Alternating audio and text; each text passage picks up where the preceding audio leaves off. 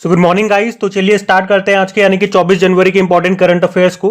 आज का सेशन बहुत ध्यान से देखना, बहुत सारे इंपॉर्टेंट क्वेश्चन आपको मिलेंगे। मतलब आज के सेशन में से आपके एग्जाम में एक आध प्रश्न तो आएगा ही आएगा।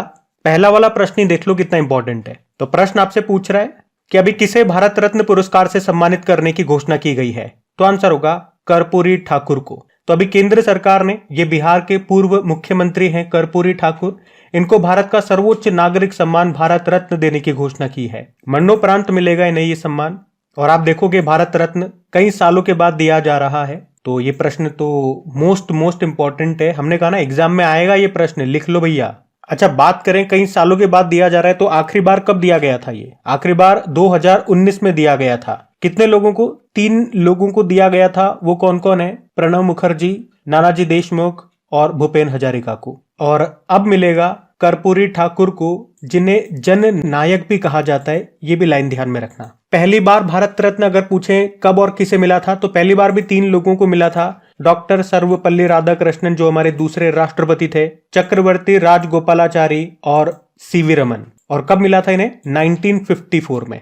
अच्छा, अगर आपसे पूछें कि भारत रत्न किसके द्वारा दिया जाता है, तो राष्ट्रपति जी देती है, वर्तमान में द्रौपदी मुर्मू जी हैं। और याद रखना, एक बार में अधिकतम कितने लोगों को दे सकते हो आप भारत रत्न? तो 3 लोगों को दे सकते हो। और अगर पूछोगे कि पहली महिला कौन थी भारत रत्न सम्मान पाने वाली, तो हमारी पहली महिला प्रधानमंत्री इंदिरा गांधी थी, उन्हें मिला था 1971 में। और अभी तक कितने विदेशी नागरिकों को दिया जा चुका है? अच्छा, इस प्रश्न का उत्तर आप ही लोग दोगे, ये आपके लिए होमवर्क प्रश्न हो गया।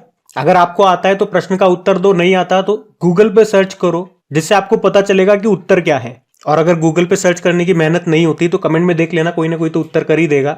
और वो भी नहीं करो तो फिर थोड़ा सा इंतजार करना पड़ेगा। भारत रत्न पुरस्कार के ऊपर एक छोटा सा वीडियो मैं आपको बना करके दूंगा, जिसमें जितने भी इंपॉर्टेंट प्रश्न बन सकते हैं वो सभी इसमें आ जाएंगे। तो वहां इसका उत्तर आपको मिलेगा। इसीलिए ये प्रश्न मैंने आपके लिए छोड़ा है, होमवर्क प्रश्न, कि पहले आप कोशिश कर लो, मैं तो बताऊंगा ही सही। और हाँ, कल मैंने आपको बोला था राम मंदिर के ऊपर इंपॉर्टेंट क्वेश्चंस का मैं वीडियो लेकर के आ रहा हूं, जिसमें राम मंदिर से संबंधित प्रश्न होंगे। और यहाँ पे अयोध्या को में लिंक करके जितने भी आपके करंट अफेयर्स के प्रश्न अभी तक हमने पढ़े हैं ना, 2-4 महीने के अंदर अंदर जितने भी प्रश्न आज तक हमने पढ़ लिए, वो भी मैं उसमें आपको कवर करवाऊंगा। उसके अलावा जो भी एक्स्ट्रा फैक्ट्स होते हैं जहां से मुझे लगता है कि ये तो आपको पता होने चाहिए, वो सब आपको उसमें मिलेगा। कल मैंने बोला था वीडियो डालने के लिए, वीडियो कल बन भी गया था शाम तक, लेकिन पता नहीं, मुझे ऐसा लगा कि ये वीडियो भी कंप्लीट नहीं है। मतलब मैं थोड़ा सेटिस्फाइड नहीं था वीडियो से, इसलिए मैं डाला नहीं। कुछ कमी लगी, उस कमी को मैं ठीक करके आज वीडियो आपके सामने आ जाएगा। आपने अपना सस्टेनेबल डेवलपमेंट गोल्स वाला और नोबेल प्राइज वाला वीडियो देखा होगा, मजा आया होगा आपको देख करके, सीखने को भी मिला और मजा भी आया होगा। तो बस अगर मैं मेहनत कर रहा हूँ किसी चीज पे, तो मेरी कोशिश यही रहती है कि उससे आपको सीखने को मिले और आपको वीडियो देखने में भी मजा आए। इसलिए जब तक पूरी तरह से मैं सेटिस्फाइड नहीं हो जाता तब तक मैं रुकता हूं, लेकिन आज आपको मिल जाएगा। और हाँ, वीडियो को लाइक करके शेयर जरूर करना, लास्ट में आप लोग भूल जाते हो। बाकी इन सभी का क्विज आपको मिल जाएगा क्रिक एग्जाम एप्लीकेशन पे, पीडीएफ भी मिल जाएगी क्रिक एग्जाम एप्लीकेशन में, जिसका लिंक डिस्क्रिप्शन बॉक्स में है। अभी अगला प्रश्न देखते हैं। अब देखो अगला प्रश्न क्या है। अभी जनवरी 2024 में ही भारत ने किस देश के साथ संयुक्त सैन्य अभ्यास, जिसका नाम है खंजर, इसका आयोजन किया?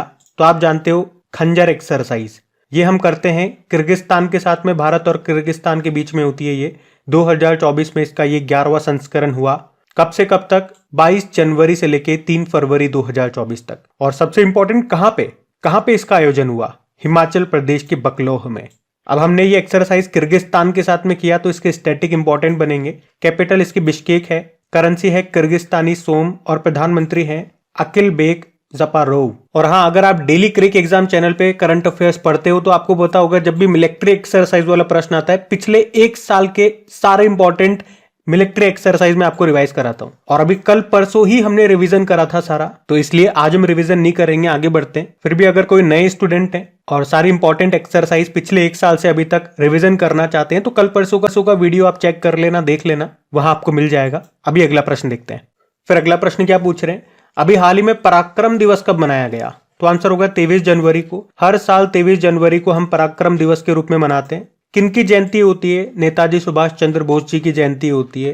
23 जनवरी 1897 को उनका जन्म हुआ था कटक उड़ीसा में, और इस बार हम उनकी 127वीं जयंती मना रहे हैं। और आपको याद हो तो उन्होंने 2-3 बड़े फेमस और जोश भर देने वाले नारे दिए थे, जैसे कि जय हिंद का नारा, तुम मुझे खून दो मैं तुम्हें आजादी दूंगा, और चलो दिल्ली। इन नारों ने युवाओं में आजादी के लिए प्रेरणा का काम किया था। और इस दिवस की बात करें तो 2021 से हम इस दिवस को मना रहे हैं।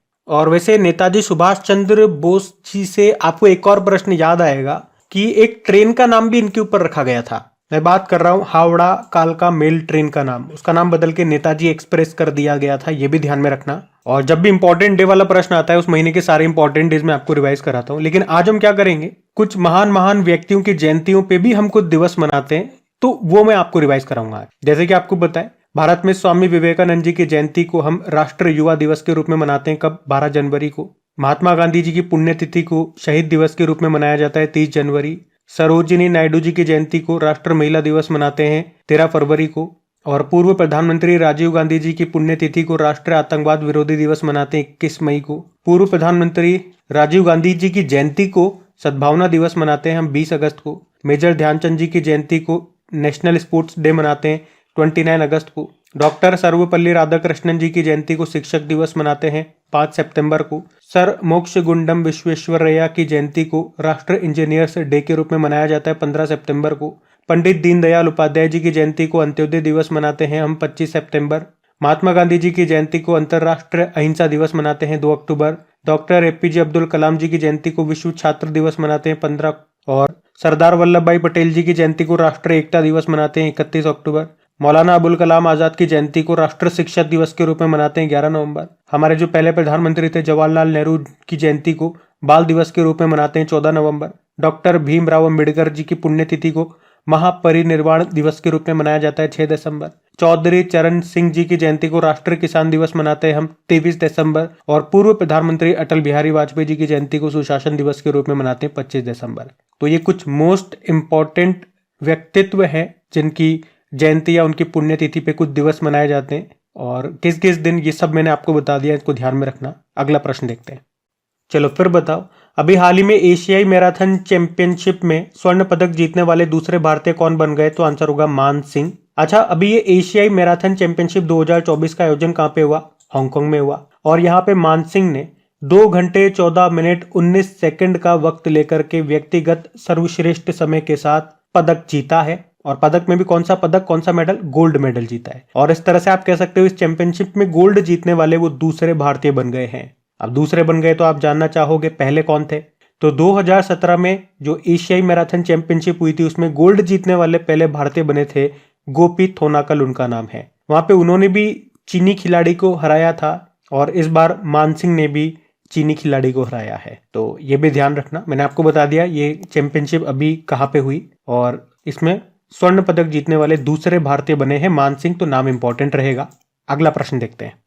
अगला प्रश्न देखो, अभी हाल ही में किसे सुभाष चंद्र बोस आपदा प्रबंधन पुरस्कार 2024 के लिए चुना गया? तो आंसर होगा 60 पैराशूट फील्ड हॉस्पिटल। तो अभी उत्तर प्रदेश के 60 पैराशूट फील्ड हॉस्पिटल को संस्थागत श्रेणी में सुभाष चंद्र बोस आपदा प्रबंधन पुरस्कार 2024 के लिए चुना गया है। आपको पता होगा ये पुरस्कार हर साल केंद्र सरकार के द्वारा व्यक्तिगत और संस्थागत श्रेणी में आपदा प्रबंधन में उत्कृष्ट कार्य के लिए दिया जाता है। इस बार व्यक्तिगत श्रेणी में नहीं दिया गया, संस्थागत श्रेणी में दिया गया है।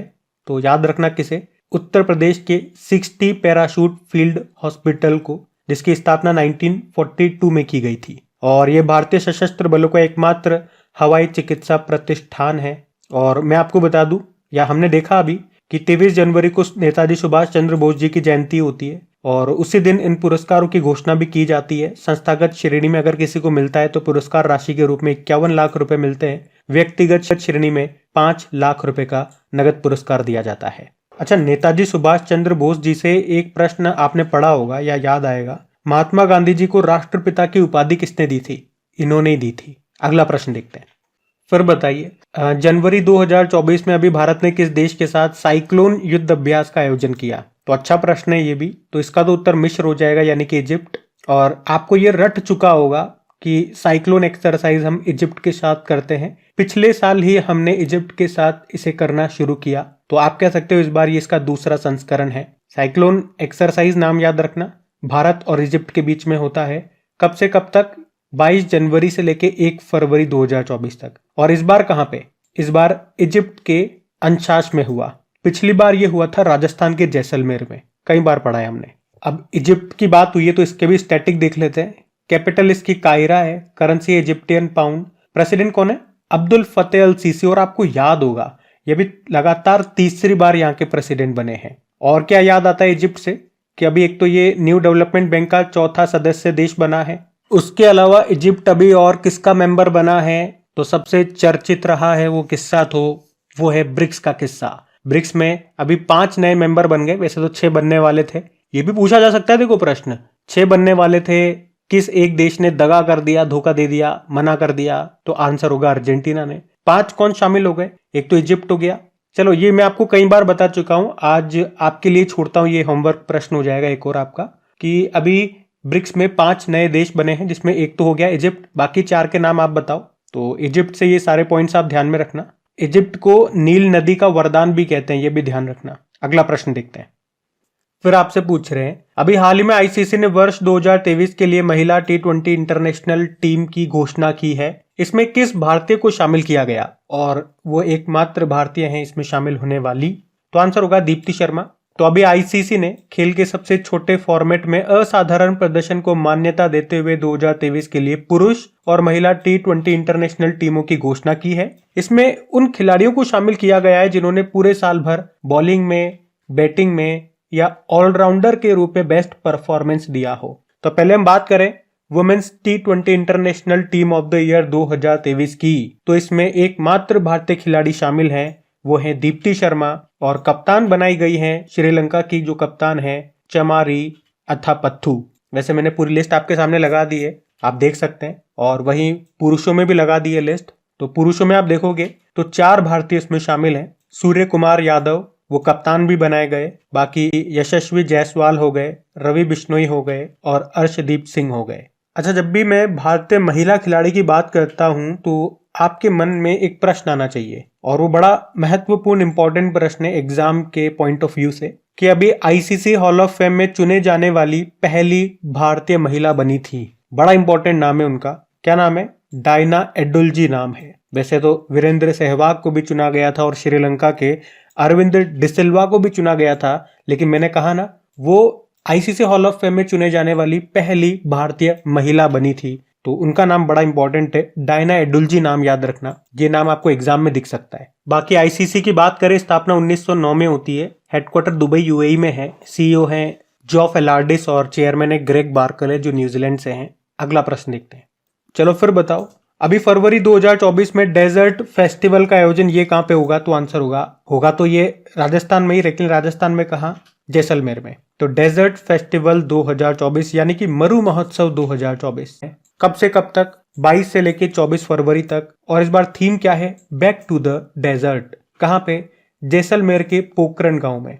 और मैं आपको बता दूं, राजस्थान में ये जो जैसलमेर है इसे गोल्डन सिटी भी कहते हैं। ऐसा नहीं है यहाँ पे कोई गोल्ड माइंस है, सोने की खदानें हैं, लेकिन फिर भी इसे गोल्डन सिटी क्यों कहते हैं, क्योंकि आपको पता है यहाँ पे रेत ही रेत है। तो जब सूर्य की किरणें थार रेगिस्तान पर पड़ती है तो वो सुनहरा, भूरा या पीला दिखाई देता है, इसीलिए बोलते हैं। आपको याद होगा कुछ दिन पहले राजस्थान में ऊंट महोत्सव भी चर्चा में था, हमने पढ़ा भी था। बता सकते हो कहाँ पे मनाते हैं राजस्थान में, कहाँ पे, तो बीकानेर याद रखना। और एक पुष्कर मेला भी बड़ा फेमस है राजस्थान में। वैसे एक पुष्कर फेस्टिवल आपने जरूर पढ़ा होगा, वो भी थोड़ा सा ध्यान में रखना, जम्मू कश्मीर में भी मनाया जाता है एक पुष्कर फेस्टिवल, तो ये पॉइंट्स भी आप ध्यान में रखना। वैसे फेस्टिवल वाला प्रश्न है तो कुछ इंपॉर्टेंट महोत्सव मैं आपको जरूर रिवाइज कराऊंगा।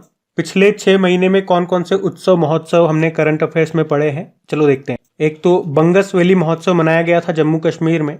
जम्मू कश्मीर में सरस मेले का आयोजन भी हुआ था। पहली बार सिंथन स्नो फेस्टिवल भी मनाया गया था। लेवेंडर फेस्टिवल भी मनाया जाता है। नवरोज नव वर्ष का संबंध किससे है, पारसी समुदाय से। मक्खन महोत्सव अंडूरी मनाया गया था उत्तराखंड में। नुआखाई महोत्सव उड़ीसा में मनाया गया था। बोनालू उत्सव तेलंगाना में मनाते हैं। तेलंगाना का एक और बड़ा फेमस है बथुकम्मा, जिसे फूलों का त्योहार कहते हैं। चचिन चराई महोत्सव अरुणाचल प्रदेश में मनाया गया था। अभी हमने देखा पक्के पागा हॉर्नबिल फेस्टिवल भी मनाया गया था यहाँ पे, लेकिन हॉर्नबिल फेस्टिवल कहाँ मनाते हैं, नागालैंड में, ये थोड़ा सा अंतर ध्यान में रखना। कीर पूजा महोत्सव ये कहाँ पे मनाते हैं, त्रिपुरा में। और बिहू फेस्टिवल आप जानते ही हो असम का है। भारत का पहला प्रकाश स्तंभ उत्सव अभी मनाया गया था गोवा में, जरूर याद रखना, इंपॉर्टेंट है, पहली बार मनाया था क्योंकि। और एंथुरियम महोत्सव ये मिजोरम में मनाया था हमने। तो इतने आज मैंने आपको 10 महोत्सव रिवाइज कराए, इनको ध्यान में रखना।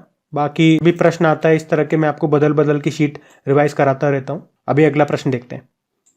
फिर अगला प्रश्न है, अभी हाल ही में इंडिया ओपन बैडमिंटन 2024 में महिला एकल का खिताब किसने जीता? तो आंसर होगा ताई जू यिंग ने। हम बात कर रहे हैं यहाँ पे इंडिया ओपन बैडमिंटन टूर्नामेंट 2024 की, और वैसे इसका नया नाम हो गया है अब योनेक्स सनराइज इंडिया ओपन 2024 कहेंगे इसे, जिसका आयोजन अभी नई दिल्ली में हुआ था 16 से लेकर 21 जनवरी 2024 तक। नई दिल्ली के केडी जादव इंडोर स्टेडियम में हुआ था। इसमें वुमेन्स सिंगल का टूर्नामेंट जीता है चीनी ताइपे की खिलाड़ी हैं ताई जू यिंग, और पुरुष एकल का खिताब जीता पीपल्स रिपब्लिक ऑफ चाइना के प्लेयर शी यू कुई ने। और इन दोनों से ज्यादा इंपॉर्टेंट ये मेंस डबल का इवेंट रहेगा। वैसे इसको जीता तो साउथ कोरिया की जोड़ी ने है, जिनके नाम है कांग मिन ह्यूक और सियो सेउंज। अब इनका नाम इंपॉर्टेंट नहीं है, इन्होंने जिनको हराया है या जो इसमें उप विजेता रहे वो इंपॉर्टेंट है। उनके नाम है सात्विक साईराज रंकी रेड्डी और चिराग शेट्टी। ये भारतीय हैं, भारतीय बैडमिंटन प्लेयर, और इनका नाम तो अभी वैसे ही चर्चा में भैया। क्यों? क्योंकि अभी 2023 का मेजर ध्यानचंद खेल रत्न पुरस्कार इन्होंने ही जीता है। इनका संबंध बैडमिंटन से है, तो इनका नाम तो आपको याद रखना ही है। अच्छा, बैडमिंटन एसोसिएशन ऑफ इंडिया की बात करते हैं तो इसके अध्यक्ष जरूर याद रखना, असम के जो मुख्यमंत्री हैं वो हैं हेमंत बिस्वा शर्मा। वैसे बैडमिंटन वर्ल्ड फेडरेशन का हेडक्वार्टर कहां पर है? कुआलालंपुर मलेशिया में है, और उसके प्रेसिडेंट है पॉल एरिक। अगला प्रश्न देखते हैं। फिर आपसे पूछ रहे हैं अभी हाल ही में किसे उत्तर प्रदेश गौरव पुरस्कार से सम्मानित किया जाएगा? तो आंसर होगा उपर्युक्त दोनों, यानी कि डॉक्टर रितु और नवीन। तो अभी उत्तर प्रदेश की योगी सरकार ने 2 जनों को प्रतिष्ठित यूपी गौरव सम्मान से सम्मानित करने की घोषणा की है, जिसमें से एक प्रसिद्ध वैज्ञानिक है डॉक्टर रितु और दूसरे प्रसिद्ध उद्यमी हैं, उनका नाम है नवीन। और ये पुरस्कार भावी पीढ़ियों के लिए प्रेरणा का काम करता है, युवाओं को अपने जुनून को आगे बढ़ाने और समाज में सकारात्मकता योगदान देने के लिए प्रेरित करता है। तो गाइस, ये था आज का आपका करंट अफेयर्स का सेशन। कमेंट करके जरूर बताइएगा कैसा लगा आपको आज का सेशन, और अगर आपने अभी तक वीडियो को लाइक नहीं किया तो प्लीज वीडियो को लाइक जरूर करना। आज की वीडियो के लाइक का टारगेट रखते हैं 6000 लाइक का। बहुत दिन हो गए, मैं कब से आपसे रिक्वेस्ट कर रहा हूं, हमारा ये 6000 लाइक का टारगेट ही पूरा नहीं हो पा रहा है। इसका मतलब समझते हैं आप? मुझे ऐसे 6000 स्टूडेंट्स भी नहीं मिल पा रहे हैं जो हमारा सेशन को पसंद करते हैं। ये मेरे लिए वाकई दुख की बात है कि इतनी मेहनत करने के बावजूद भी मैं ऐसा कंटेंट नहीं बना पा रहा हूँ, या कहाँ मुझ में कमी आ रही है कि 6000 स्टूडेंट भी उसे नहीं पसंद कर पा रहे हैं। क्योंकि इसके 2 ही कारण हो सकते हैं, या तो मुझ में कमी है या फिर लोग सेल्फिश हो गए। लेकिन प्लीज कम से कम जिन्हें अच्छा लगता है आप जरूर कीजिएगा, और दोस्तों के साथ में शेयर जरूर करना। कम से कम आप जैसे अच्छे लोग और हमसे जुड़े, जिन तक अच्छा कंटेंट पहुंचे, कम समय में ज्यादा कंटेंट और अच्छा कंटेंट पहुंचे, और कहीं ना कहीं वो भी हमारे लाइक के टारगेट को पूरा करने में हमारी छोटी सी हेल्प कर सके। अभी कल के करंट अफेयर्स का क्विक रिवीजन मैं आपको कराता हूँ, फिर सेशन एंड करते हैं। तो पहला प्रश्न पूछा था अभी स्ट्रीट फास्ट डिफेंडर 2024 युद्ध अभ्यास का आयोजन ये किसके द्वारा किया गया? तो नाटो। फिर पूछा अयोध्या राम मंदिर में रामलला की प्राण प्रतिष्ठा किस तिथि को हुई? 22 जनवरी 2024। और विंटर यूथ ओलंपिक्स 2024 में किस एकमात्र भारतीय खिलाड़ी ने हिस्सा लिया? साहिल ने। अभी G77 शिखर सम्मेलन का आयोजन हुआ कहाँ पे? युगांडा के कंपाला में। आसाम ब्रेव हार्ट लचित बारफुकन नाम से बुक है, इसको लिखा है किसने? अरूप कुमार दत्ता ने। आदित्य विजय ब्रह्मणे को मरणोपरांत वीरता के लिए प्रधानमंत्री राष्ट्रीय बाल पुरस्कार 2024 दिया गया। इनका संबंध किस राज्य से है? महाराष्ट्र। और मुझे अच्छा लगा, कल मैंने आप लोगों को बोला कि अपने अपने स्टेट से आप देख लो लिस्ट में कौन कौन से बच्चे हैं जिनको ये अवार्ड मिला। आप लोगों ने लिखा भी सही, और इससे आपको भी बेनिफिट हुआ होगा। जब आपने वो नाम लिखा होगा, आपके दिमाग में वो चीज चल रही होगी, तो कम से कम वो नाम तो आपको याद हो गए होंगे जो आपके स्टेट से बिलोंग करते हैं। तो चीजों को याद करने का यही तरीका है, या तो आप उसे सुन लो जैसे कि आप मुझे सुनते हो, उससे भी बेटर तरीका होता है आप उसे बोल बोल के याद करो। जब भी मैं रिवीजन करवाता हूं मैं आपको बोलता हूं ना, बोला करो मेरे साथ साथ, मैं बार बार शीट रिपीट करता हूं। और उससे भी अच्छा तरीका होता है चीजों को लिख लिख के याद करना, वो ज्यादा इफेक्टिव होता है। अगला प्रश्न देखते हैं फिर। अभी 21 जनवरी को किसने अपना स्थापना दिवस नहीं मनाया, या यूं पूछेंगे किसने मनाया? तो मणिपुर, त्रिपुरा और मेघालय ने। और अभी सऊदी अरब के रियाद में जॉय अवार्ड 2024 से सम्मानित होने वाली पहली भारतीय महिला बनी आलिया भट्ट। WHO ने किस देश को मलेरिया मुक्त घोषित कर दिया? केप वर्डे इसका नाम है। शिक्षा मंत्रालय ने कितने वर्षों से कम आयु के विद्यार्थियों को कोचिंग केंद्र में प्रवेश पर रोक लगा दी? तो 16 वर्ष। अभी कल का होमवर्क प्रश्न देखते हैं और सेशन एंड करते हैं। तो कल की वीडियो में आपसे पूछा था विश्वकर्मा श्रमिक कल्याण योजना ये कहां पे शुरू हुई? तो इसका उत्तर होगा राजस्थान। अब इसको आप कंफ्यूज मत करना, अभी हमने पढ़ा भी था कुछ दिन पहले कि प्रधानमंत्री विश्वकर्मा योजना, और हमने पढ़ा था इसको लागू करने वाला पहला केंद्र शासित प्रदेश बना था कौन सा? जम्मू कश्मीर, वो अलग है। वो ध्यान रखना, वो भी अच्छा प्रश्न है और सही बताऊं तो वही अच्छा प्रश्न है। अब ये रहा आज का आपका होमवर्क प्रश्न।